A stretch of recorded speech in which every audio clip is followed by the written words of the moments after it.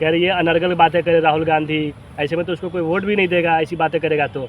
देखिए, हाँ अभी ये राहुल गांधी का एक्शन है, रिजेक्शन ये जो भारतीय जनता पार्टी के लोग दे रहे हैं, यह निश्चित रूप से अभी जो राहुल गांधी की बात है उसको समझ नहीं पा रहे हैं। राहुल गांधी ने चुनाव आयोग की कमी को पकड़ लिया है।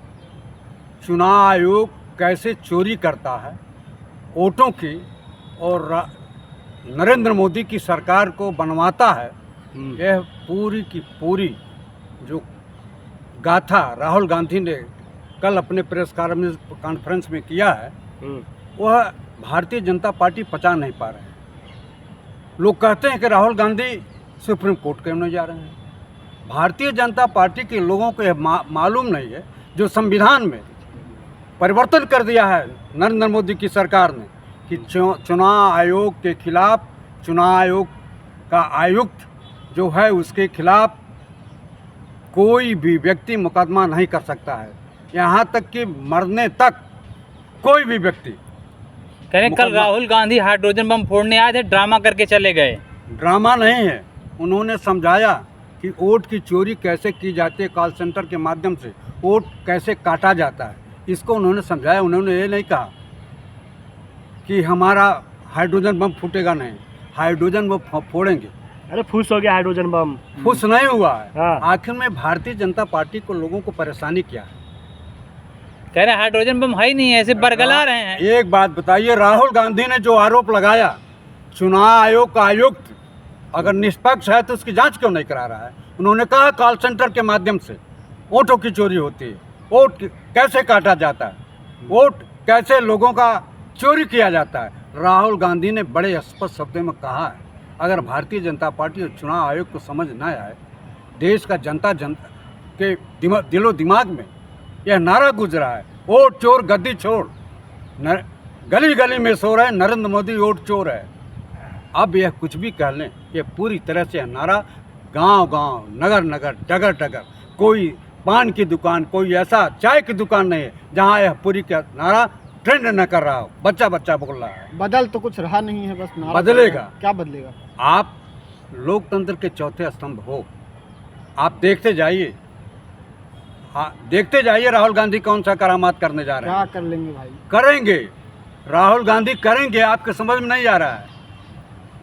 राहुल गांधी निश्चित रूप से करेंगे और हाइड्रोजन बम फूटेगा, बनारस से फूटेगा। आपको मालूम नहीं, आपको जानकारी नहीं है, इंतजार करिए, देखिए राहुल गांधी क्या करेंगे। राहुल गांधी पूरी तरह से इनको बेनकाब कर दिए हैं। बच्चा बच्चा देख रहा है कि यह लोग कैसे चोरी करते हैं। मोदी शाह के आगे कोई टिक नहीं पाएगा। मोदी शाह की नानी याद करा देंगे राहुल गांधी। आप गलतफहमी में हैं। बच्चे हैं, बच्चे अभी। राहुल गांधी बच्चे तो है ही हैं, 55 साल का हो गया, बच्चा हो गया। आप जवान हो गए। राहुल गांधी इन लोगों की खटिया खड़ी कर दिया है, इनकी बखिया उधेड़ करके रख दिया है। आप देखिए बुर्ज खलीफा में फोटो छपती है। आगे आगे देखिए होता है क्या। इंतजार तो करिए, इंतजार क्यों नहीं कर रहे हैं? हाँ, इंतजार करिए। कब छपी है? राहुल गांधी ने नहीं कहा कि हम हाइड्रोजन बम नहीं फोड़ेंगे, उन्होंने प्रेस कॉन्फ्रेंस से पहुंचते ही पहले ही कर दिया कि हाइड्रोजन बम नहीं। फूस मामला खत्म। कोई फुस नहीं है, आप देखते जाइए ना, इंतजार करिए। कब तक?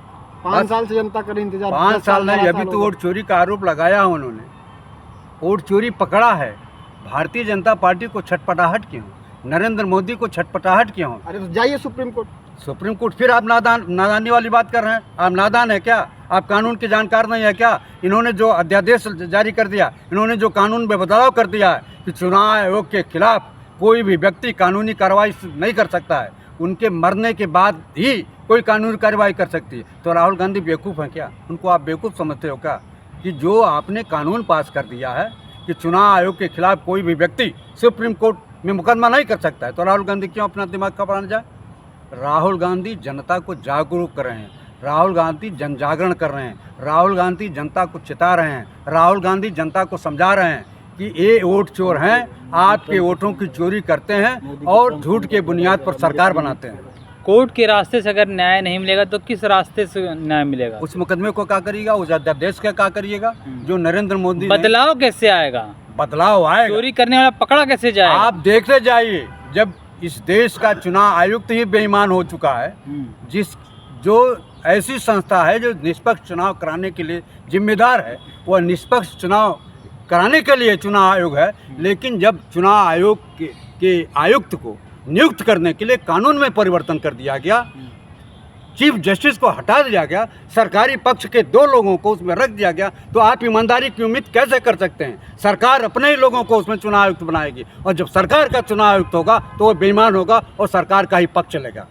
अरे मोदी जी को देखिए, पूरे बॉलीवुड से लेकर ट्रम्प, मिलनी तक फोन आ रहा हाँ, है। इसीलिए गली गली में चोर है, नरेंद्र मोदी चोर है। इस देश में जब यह नारा लग रहा है, बच्चा बच्चा लगा रहा है, अब आपका सम्मान, आपकी प्रतिष्ठा इस देश में नहीं है तो विदेशों में आपका सम्मान कैसे रहेगा? और आपने 140 करोड़ जनता का जो अपमान किया है अमेरिका में जाकर के, अब की बार ट्रंप सरकार, ये एक देश का प्रधानमंत्री ऐसा नारा लगाता है जो देश की 140 करोड़ लोगों का अपमान करता है। अरे कह रहे वहाँ से विधायक जीत गए कांग्रेस के, फिर भी आरोप लगा रहे आप लोग की वोट चोरी हो रहा है, जहाँ से राहुल गांधी बोले थे कि यहाँ वोट चोरी हुआ है। अब आप बताओ ना, हाँ। बनारस में नरेंद्र मोदी 8 राउंड तक चुनाव हारते हैं और 8 राउंड के बाद काउंटिंग बंद कर दी जाती है और 12 राउंड तक कोई काउंटिंग की घोषणा आम जनता को नहीं बताई जाती और एक बता दिया जाता है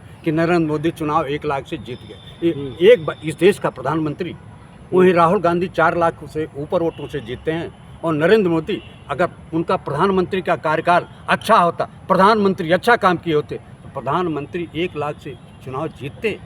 अरे बीजेपी वाले कह रहे हैं कि अगर इतना ही आरोप लगा रहे हो तो जाइए ना कोर्ट में बताइए कि मोदी जी चोरी करके प्रधानमंत्री। फिर वही बात आप बच्चों वाली कर रहे हो, बार बार वही सवाल कर रहे हैं। नहीं, आप लोग कह रहे हैं कि प्रधानमंत्री चोर है, तो फिर आप सबूत दीजिए, साबित कीजिए मोदी जी को चोर है।